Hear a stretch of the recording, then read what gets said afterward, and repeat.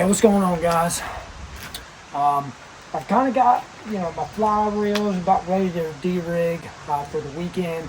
Just got finished fishing Straight Fork. We were up there for a couple hours. Give y'all an idea of what we were using. So yeah, let me just go ahead and get to it. So I normally carry around both rods with me. It is a super pain because they get tangled up together. You just got to get in and out of spots with two rods versus one. And that almost does give you double, double the effort, I guess you could say. So normally, I'm fishing with this bad boy. So this is a 10-foot rod. I mean, it's like super long. So it is all of 10 foot. It's a syndicate rod, great for euro-nymphing.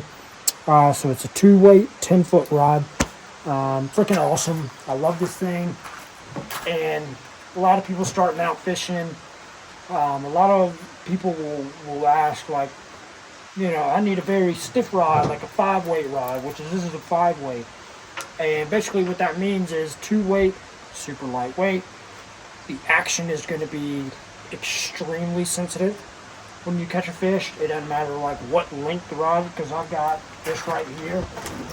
It's a 6-foot 2-weight, and it's just got an incredible amount of action on it.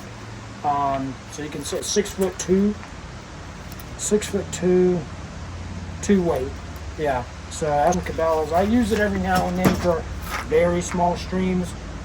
More than likely you're catching wild trout on that. That rod's perfect for getting in and out of areas where you've just got a ton of overhang, especially in the Great Smokies, where you've just got loads of trees and whatnot in your area. So you've got to watch out for that. But anyway, the other rod here that I use quite a bit is Orvis Clearwater. Awesome rod as well. So it's only a 9-foot rod, but it's a 5-weight, so it's a lot stiffer, as you can tell. It's a lot stiffer. If I were to do that with a 10-foot, the end of it is just like boing, because it's a 2-weight. So we'll do the same thing here, and you can just tell the end of it is just so much more sensitive. You can feel every bite, every strike. You can feel rocks when you kind of get a feel for what the river is doing, I guess, like when you're in the river and you're casting and stuff. You definitely get more of a feel. I'm gonna go ahead and spit these out. They're not helping.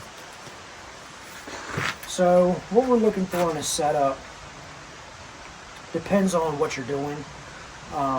Most of the time, I feel like I'm euro-nymphing. I catch a lot of fish on this rod. I've caught big fish on this rod. A lot of people think because it's a 2-weight, the end of the rod's going to break or something. If you catch like a 20-incher, and I mean fish, if you catch a 20-inch plus fish, even a 15, you've really got to have the right setup for the rod. This is a euro-nymphing rod because of just the length of it, also how sensitive it is. You can't really run this setup in terms of this fly line. It's super, super thick. It's meant to get out there further if you need it to. This rod really is going to limit you in terms of like, okay, I need to cast, 30 yards or 25 yards or 20 yards or whatever. This rod's not going to be great for that. This is like great for little pocket money waters, as I like to call it. In every pocket, there's some money trout. So this Euro rod for me is just freaking great because you can get it right underneath the water where the trout are. Get your wet fly. So I've got the purple, my bread and butter purple nymph there. So that's typically what I use. That's what I used today at Straight Fork, and got 2 little nice ones. I wasn't able to land them, but they're super finicky when they're wild, as most wild things are. I mean, they don't want to be hooked. They don't want to be caught as any other fish would either, but when they're wild, they tend to fight a little bit more, which is why I like them. And they're more beautiful. That's really why I like them, because you're going to get just amazing color out of the fish.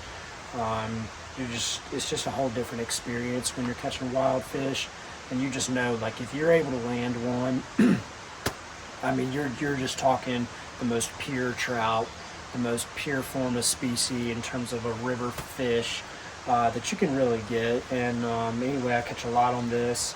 I've caught a lot of stock trout on this as well, but you know, it's all the same, honestly. I mean, the rod doesn't really matter what you catch on, so you can catch this with anything. You've really got to be careful because it is 10 feet long. If you can get an idea here, like how long this rod is. I mean, it's probably out of camber here, and I'm not even touching the end of it.